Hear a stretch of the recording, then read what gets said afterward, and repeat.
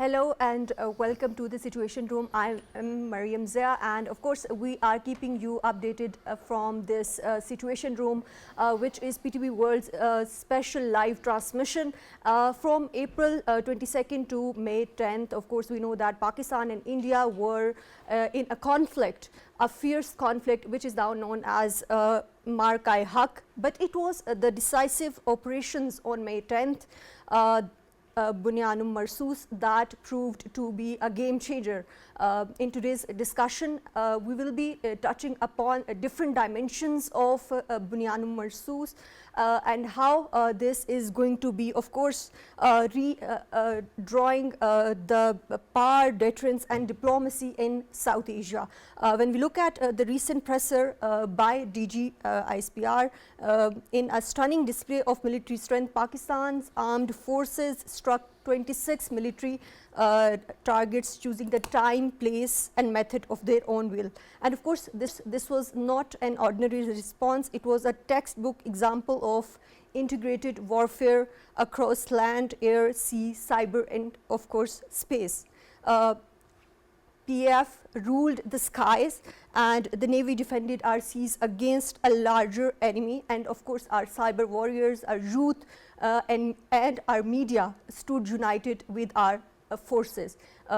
In today's discussion, we'll be touching upon that how this changed the history in the course of the region, where two nuclear powers were in, of course, kind of conventional warfare, and it was not Pakistan and Islamabad that went to Mr. Trump, but it was Mr. Modi, which of course called for mediation and which led to, of course, ceasefire between both the countries. And now we have also sources that both the DGMOs have also established first of their hotlines, and we will be talking about that as well, how this is going to be, of course, coming about in the coming days. To talk more about this, we are joined by Mr. Raja Faisal, geopolitical analyst. Welcome to the Situation Room. Thank you very much. Raja Faisal Saab, of course, we will be talking about recent development as well. But let's touch upon this very name, which is from Arabic, Bunyan Marsoos, and also now this is going to be called as Marsoos, which was the date from April 22nd to May 10th. How significant is it for our consumption of our domestic audience as well as for international consumption and narrative building?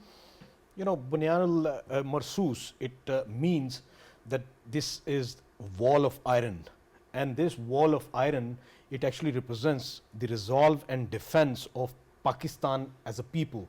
And obviously the armed forces, when they took this name, of course, our armed forces, they believe that the whole nation is part of the armed forces. And when it comes to safeguarding the motherland and defending the motherland, every person, every single individual of this country was standing like a wall against the madness, against the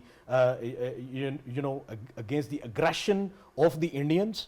And Indians believed that whatever they want to do in the region, they can do it against Pakistan as well. Of course, we know that they tried to be hegemon towards Bangladesh. They were successful out there. They became hegemon towards the Myanmar. They were successful out there. Nobody said anything to them. When they wanted to be hegemon towards Bhutan or Nepal or Sri Lanka, all of them, they were very successful out there. But when they came towards Pakistan, they thought it would be quite easier for them to do it against Pakistan. But why they go for that thought? Was it Modi's Hindutva, of course, ideology that was pushing him? Was it the elections? Of course, we have been discussing this in our transmission time and again. But I would like you to touch more upon it, that when we talk about this whole narrative that was being fed to the local audience, and now they have no answers, and it was quite ridiculous when we look at Modi's speech to the nation today. So what's your take on that? You know, when you start pouring water that is of the whole jug, you start pouring it into a glass, and the capacity of the glass is not like a jug. So you pour whole jug into it, of course the rest of the water would be pouring, splashing around, and that's what has happened with the Indians. They always thought that their capacity is bigger, they're a huge country, they have more population. Yes, you have that, but this doesn't mean that somebody can allow you to be a hegemon in the region. And when they started getting Chinooks, Apaches, and then predators from the Americans, they thought that somehow they have turned themselves into a might of the region, and they are ready to challenge the Chinese. And that's why we have been coming across the statements from the Indian side which suggest that they don't believe in fighting a war against Pakistan, because they feel as if they are too big for Pakistan and Pakistan is nothing for them. And they were preparing themselves for China. But before you go towards China, of course, you have to come towards here. And that's what they thought, that they can easily defeat Pakistan. So they were testing the waters, in your opinion, when it comes they to... have been testing waters since a long time, and they had some misconceptions about Pakistan. Obviously, they have been seeing Pakistan since a long time, that Pakistan is fighting against the terrorism. Which terrorism? The terrorism which gets funded by New Delhi. And how we know it? Because their NSA, National Security Advisor G. Doval, he himself, when he speaks to the sermons, especially Shastra University, and what does he say? He say that they are fighting against Pakistan with the doctrine of defensive offense. What did it mean? It meant that they are engaging Pakistan on the Western Front, and they believe that as Pakistan is engaged on the Western Front fighting against the terrorism which is being funded by them, and they believe that Pakistan, that is politically unstable right now, well, there will be all of the disturbance and which Pakistan has been experiencing in terms of political instability. This doesn't mean that if people of Pakistan, they are of course not agreeing to the political setup, and one very fine day all of them, they will go against their own motherland. A lot of misperceptions. I would hail DG ISPR's yesterday's media talk, in which he hailed all of the political parties of Pakistan without any distinction. Yes. Which is an evidence itself that every Pakistani, regardless of his political affiliation, was part of this war, and they were fighting against and that was the Indians. reason that, of course, we came out triumphant. We are now honored to be joined by our ambassador, Mr. G.R. Baloch. Mr. G.R. Baloch, welcome to the program. Of course, when we talk about this operation Bunyan Marsoos, let's talk about the international perception. What's your conception of it, that how this is going to be shaping international perceptions of Pakistan's strategic posturing in the coming days and coming years? जी thank you सबसे पहले तो अल्लाह का शुक्र अदा करना चाहिए कि जिसने अल्लाह ताला ने हमें इस कामयाबी से हमकिरार किया, जिसमें हमारे जवानों की हिम्मत, ज़हानत, बहादुरी और नेकनीयती शामिल है। साथ साथ Mr. G.R. Baloch, we are on PTV World. Can you please speak in English for our international audience consumption, please? Right. Yeah, thank you. Sorry. Yes, Mariam, thank you. I think first of all, let me just say sort of thank you to the God Almighty, who really has given us this victory because of the intellect, professionalism, and bravery of our people. Now, coming to your specific question, I think what this successful operation has done is that it has totally changed the geopolitical landscape of the region in general, and has placed Pakistan in much more higher profile at the global level from the point of view of strategically in this equation of all those 4, 5, or 6 states which are declared nuclear powers. So earlier, what used to happen is that perhaps there was this narrative war going on where Pakistan was being considered as being isolated. This is what they attempted to do it. Uh, Pakistan was being depicted as a failed state, as a economically in dire states, internally very divided. I think Modi, thank you for giving us this opportunity to prove ourselves that Pakistan is very much relevant country.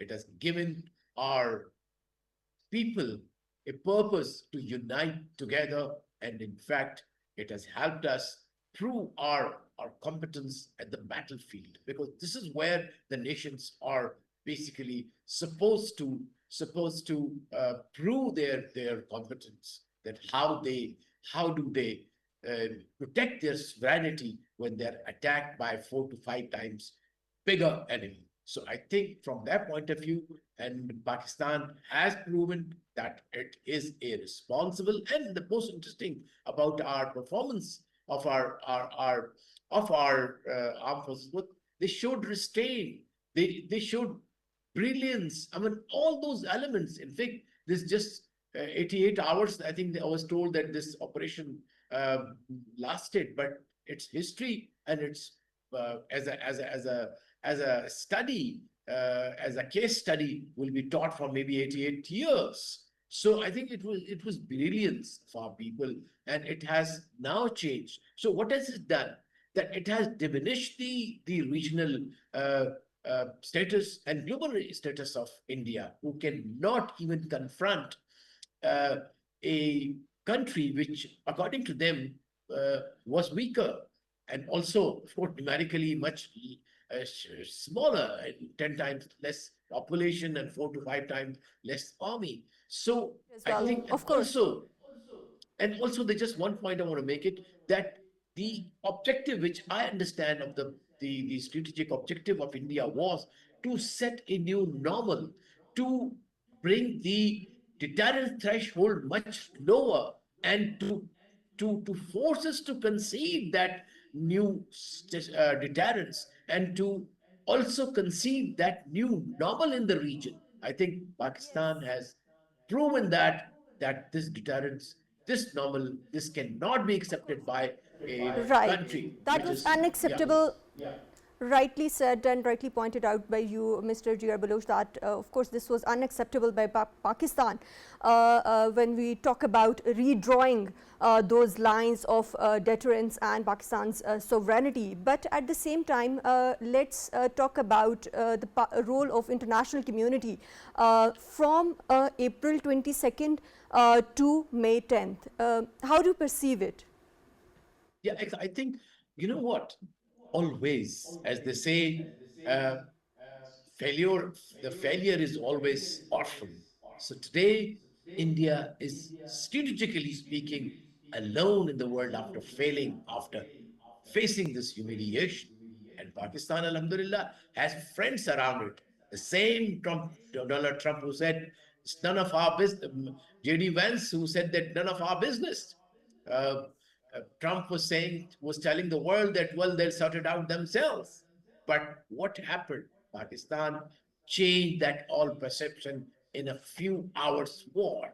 Now Pakistan has emerged as victorious, a country which is good enough to protect its sovereignty. Of course, we are not aggressors. We will never be aggressors.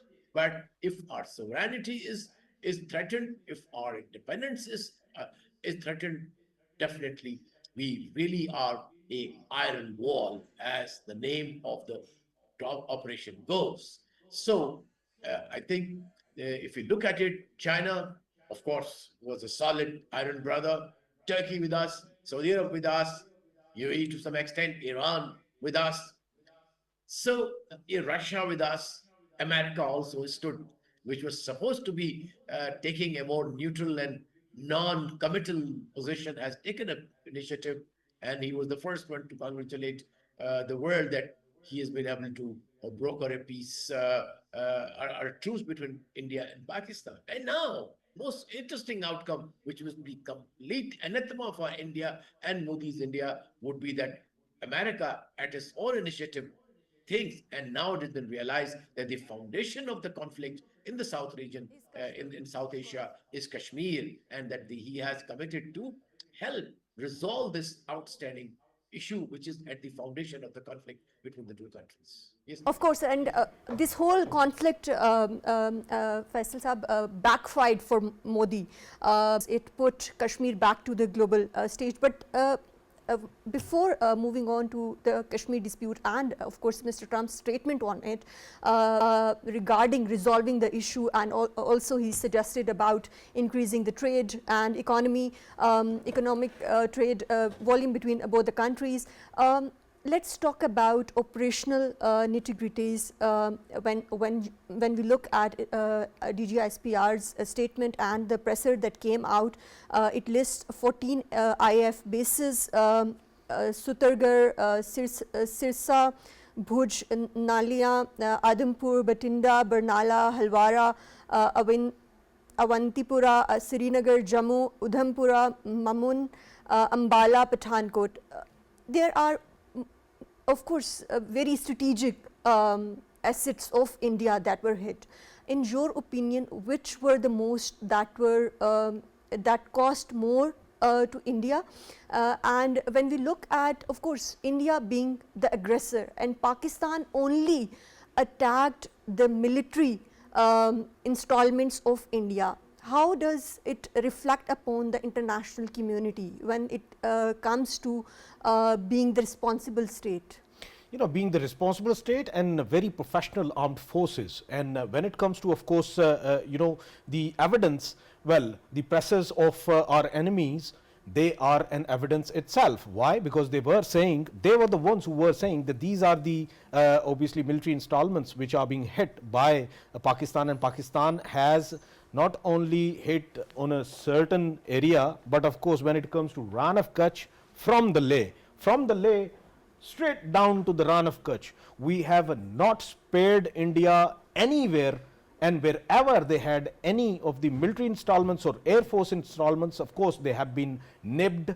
Reason being, Pakistan had completely said it that of course we would only be hitting the military installments of India, because this is where from the Indian side the initiative of course you know, bringing that barbarism which they conducted in shape of you know, hitting Pakistan's terrorist. Right. Continuing this discussion, let's take a short break.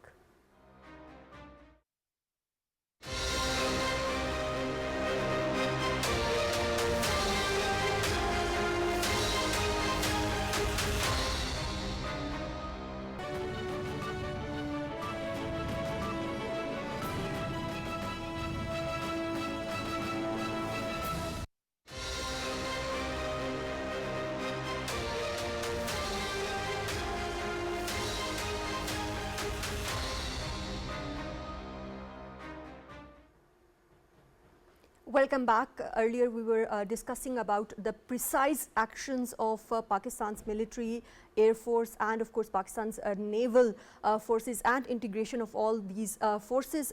We have with us Raja Faisal and of course Mr. G.R. Baloch. Faisal, earlier like we were discussing about the precise military actions taken by our of course air force, but at the same time our conventional forces were also engaged on both the fronts, because like you earlier alluded to, the proxies they were fighting to. Let's talk about those details, because there were elements at Rajouri and Nowshera for nurturing terrorist elements. To what extent these kinetic strikes on these sites, in your opinion, will be diminishing India's ability to strike again? You know, first of all, I would like to address to this, you know, breaking news as well. You know, sending in all of the drones. I mean, this is India that is sending. India is forgetting one fact, that the country that has actually ensured this ceasefire would be watching both of the countries right now. And of course, the satellites of the Americans, they would be focusing over line of control right now and the working boundary, and any object which would be flying from either side be it the Indian side or the Pakistani side, of course, they will be watching. And whatever their fake news is propagating right now, it will be busted very soon by the Americans themselves. Why? Because they are creating a case for themselves and they're trying to portray to their own people that we are still in the war, which is Right. not the case at all. Americans, they very well know Of course, who's, there who's are actually breaches being done, but let's discuss the operational details when it comes to the conventional forces. Yeah, when it comes to the conventional forces, of course, line of control is known for having a number of troops from the both sides, and of course, Pakistan side as well as the Indian side. When it comes to two of their brigade headquarters, they've been simply destroyed by the Pakistani side, and Pakistan's armed forces, they entered in from that side. And when it comes to their pickets, the way the locals call it choki, more than 22 chokis and more than 22 pickets, they were simply destroyed from the Pakistan side. And when it comes to mortaring and shelling from the Pakistan, it continued throughout this operation, and that was required at that time, and it was of course taking place from the other side as well. For Pakistan is quite different. Pakistan has to be very precise about it, reason being both sides, of course Pakistan side as well as the We have our own illegally Kashmiris, occupied of course. Jammu and Kashmir side. Both the sides, people are dear to us, but when it comes to the Indian side, they shell Pakistan's areas indiscriminately, reason being for them any civilian death is just like just like their own trophy, and that is why they kept on doing that on this side. But when it comes to overall the international border between Pakistan and India, of course few of their forces and BSF, they tried to penetrate in Pakistan, but of course they were given a befitting reply from the Pakistan's armed forces. And when they saw that reply, they couldn't dare to come towards Pakistan anymore. And overall, the situation on line of control and the working boundary is still tense. I'm not saying that still they are fighting, but of course it is still tense. And the basic reason behind it is that in this whole operation, of course, Pakistan's armed forces, because it's a line of control, it's not an international border, Pakistan's armed forces, they have covered lots of area and of Indian illegally occupied Jammu and Kashmir, and that their commanding officers, they want to get it back so that they can say that wherever this war started from, we are actually achieving back the same land.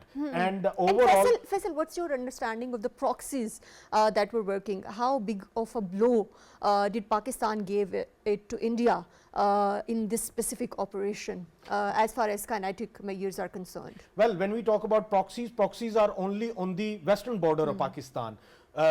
Be it BLA, be it BLF, be it PTR, TTP, all of these, and ISIS Khorasan as well. All of these outfits, they get funding from the Indian side, and the proxy factor which is ignited against Pakistan, it is not on the eastern front of Pakistan, but on the western front of Pakistan with the Afghanistan. And the people who penetrate from that side, of course, we saw that during these 3 days, while obviously India was crossing into Pakistan and trying to, of course, ignite a war against Pakistan, and Pakistan gave them a befitting reply. At the same time, they had ignited their proxies on the western front, which were neutralized there and then. And that is why we got the news from the western front that TTP's 70 of their 70 of their fighters, when they were coming into the terrorists, they were coming into Pakistan, they were of course neutralized there and then, because Pakistan was anticipating it, Pakistan was prepared for it, because Pakistan knew that they will be using BLA, BLF, they will be using ISKP and TTP. So that's why they were neutralized on the western front. Of course, and Pakistan was fighting on both the fronts and appeared a triumph. Mr. Jia Baloch, I want to come to you, and let's talk about diplomacy. How successful was Pakistan's diplomacy? Because Pakistan promised Pakistan did what we promised. How critical is credibility as far as deterrence is concerned, and how do you think this specific period from April 22nd to May 10th has changed global perception of Pakistan? Indeed, Mariam. I think as big victory we have on the battlefield, I think if not more, equally we have been successful on the diplomatic front. And we were successful from right from the time get go. Uh, when this crisis actually simmered and we saw the tensions really coming up uh, after the attack in Bhawanpur and several other places, and also that was again on civilians, innocent civilians, totally violating the laws of war, United Nations Charter, all the norms of the interstate relations. That time, our representatives all over the world, all the ambassadors, but particularly our ambassador in New York, our ambassador in Washington, I think they got activated. We saw them on the media interacting with the Western media, and our especially our embassy, our permanent mission in New York was extremely well geared up. It was right, in fact, on the top of the events. That was the most, because I have worked there in the Pakistan mission to the UN. The test of any good mission is that they need to be anticipating what is likely to happen, and you have to be on the top of the things before your rival goes to the concerned forums. You have to feed that forum, that is the UN General Assembly, UN Security Council especially. So I think our government representative in New York did and along with his team, they did an extremely good job by engaging Security Council from the first occurrence of the event, and then later briefing them from minute to minute, hour to hour, day to day, and they were kept abreast. And also that Pakistan's there was no like a forked tongue. Pakistan had what was on ground. We said this is happening and what we wanted to do. So there was no contradiction between our action and our statements. While India, if you look at it, it was full of contradictions, lies, lies, and nothing else, false narratives. Right. And that was And a very sad now the story. now the world is also witnessing and acknowledging those lies. Mr. J.R. Baloch, of course, when we look at DGISPR's presser, he also warned that war between the two nuclear states is inconceivable as well as sheer stupidity. How does this align with Pakistan's declared minimum credible deterrence doctrine in your understanding? Yeah, I think Pakistan's minimum uh, uh, deterrence against India, especially because that's the rival we have. As we know that it may be a little bit too technical for the people, but what we say that minimum deterrence in the conventional realm with a nuclear overhang, it means we have to have, if we can't have the parity, at least we should have uh, enough strength to stop or to deter any attack from the land, sea, and air.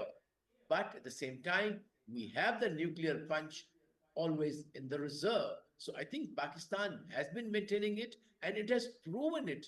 It proved it in 2019. It proved it now, and I think and we proved it the way it was said by ISPR, that the world would know when we will react. So I think world knew that how we defended and how we protected that minimum deterrence when somebody wanted to puncture, wanted to break that deterrence and come up with a new deterrence, new normal in the region. So I think we did not allow them, and that was again because of our extremely well skilled uh, Air Force people, the brilliant leadership of the Air Force, the Pakistan Army, and the Navy, and of course, the political direction and the support of the nation. So I think Right, um, right. the outcome is really, really positive in the diplomatic terms for Pakistan.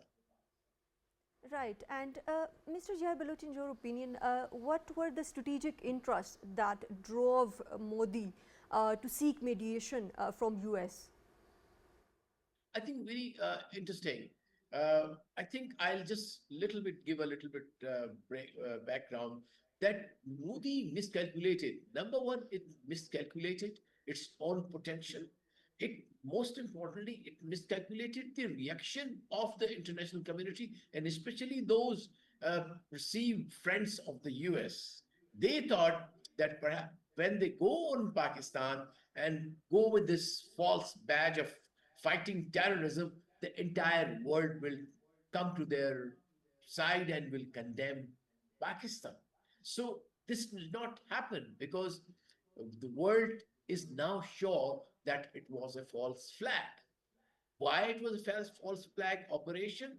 There are reasons.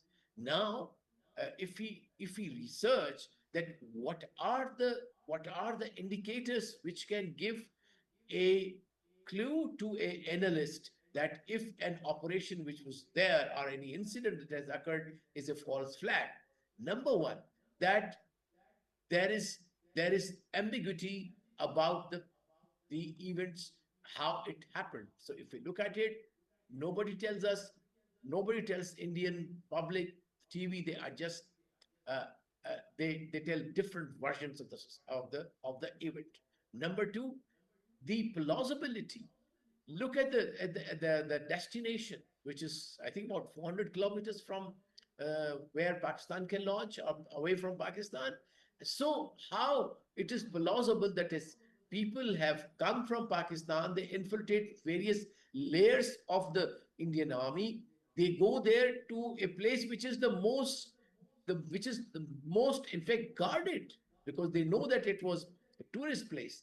And the third like a test whether it was a flag operation or not is that there's an intentional ignoring of the security, relaxation of the security. And this is what has been underlined by the people who were interviewed, not by us, by the Indian army, that where did the army go? Where did the Indian border force go? Where did the so many out of like 500,000 uh, forces, they could not protect this mostly frequented place where at any given time they say there are at least 2,000 people come in, and also the tourists. So where did the security go? And the fourth indicator of any false flag operation is that there is a immediate premeditated, pre-planned response. Within 10 minutes, an FIR is written.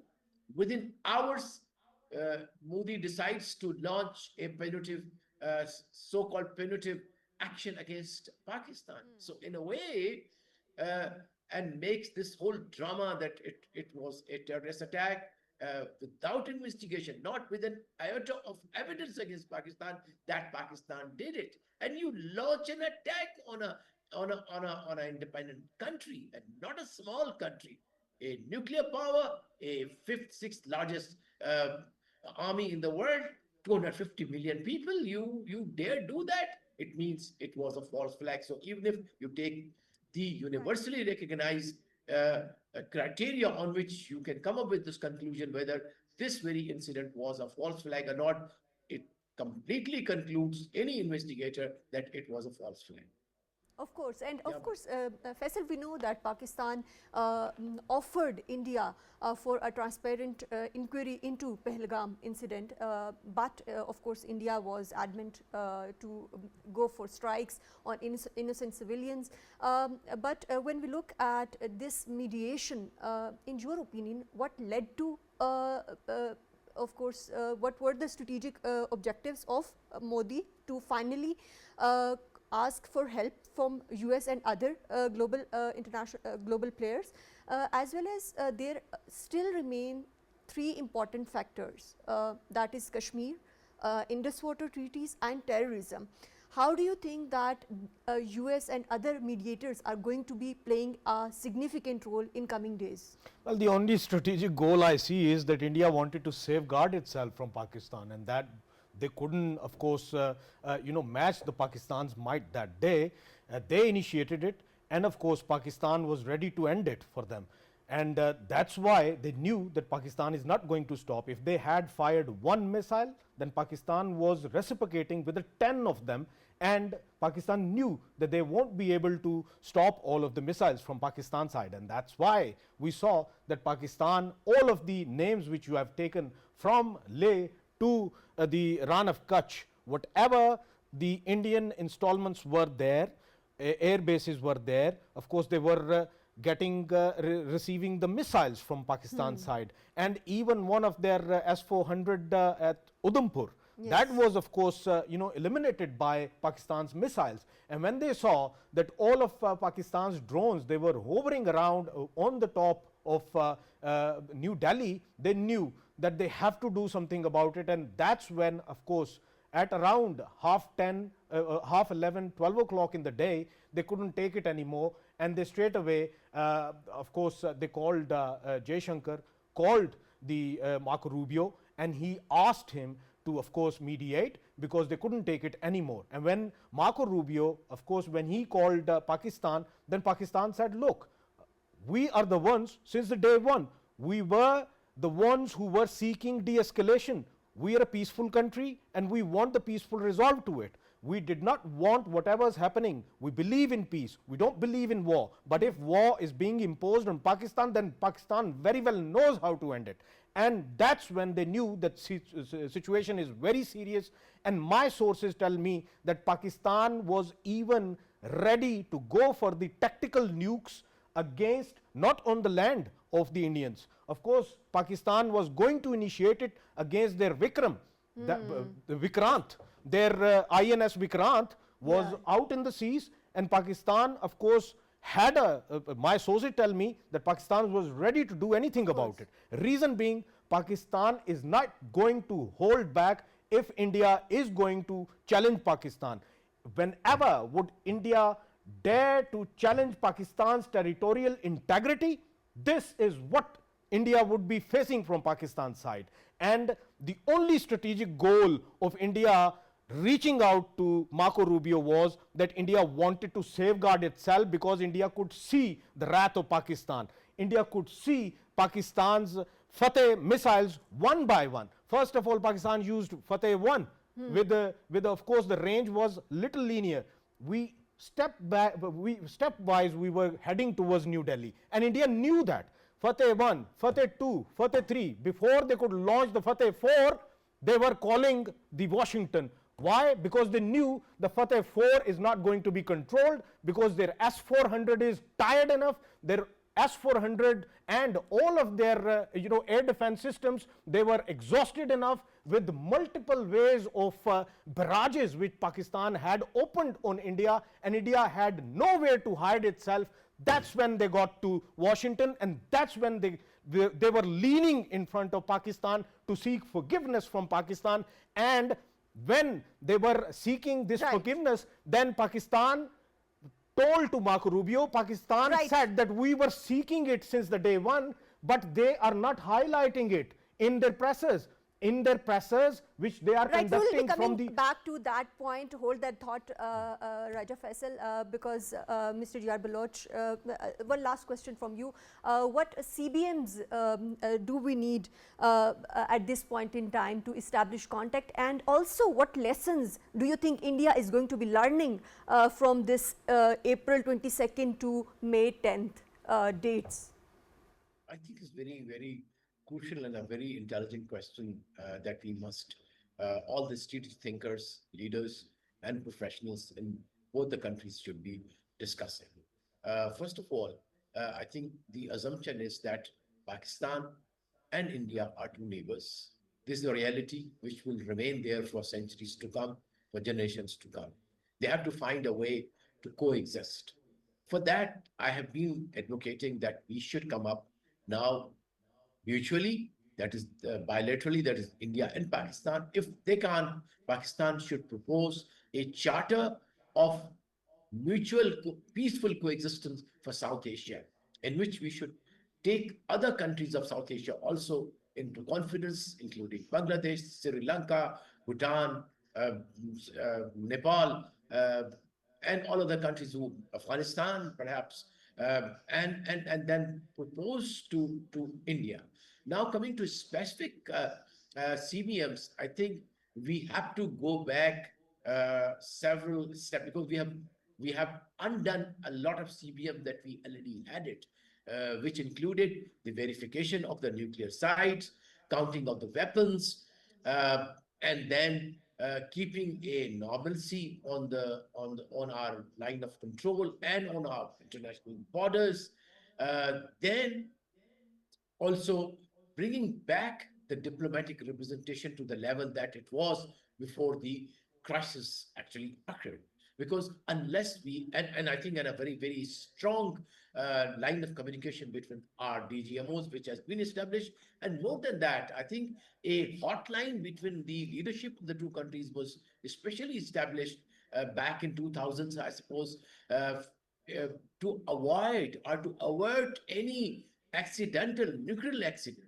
So I think very important that those CBMs, which were actually in place, but one by one, India has completely unstripped them and dismantled them. So I think we have to build bit by bit, and but all that requires a willingness by India, a sincerity of purpose by India to coexist with dignity, to coexist as equal state, and this is where the test of the leadership of India comes in. Right, and just right. Thank you very much, Mr. G.R. Baloch, for joining us in the Situation Room. I apologize for interrupting your very enthusiastic thoughts, but we had to say farewell to, of course, Mr. G.R. Baloch. Let's continue from, of course, the air, and we, of course, when we talk about yesterday's presser, Air Vice Marshal Aurangzeb Ahmed said that this was the maximum number of IAF airfields hit in a single package since 1971. How does this scale and accuracy compare to Pakistan's own Operation Changezi back in 1971, in your understanding? You know, last time around, of course, when full-fledged war was faced by both of the countries, that was 1971. Yes. And of course, in this, after Second World War and 1971 war, in this century, this is the first time that two major air forces, they were head-on.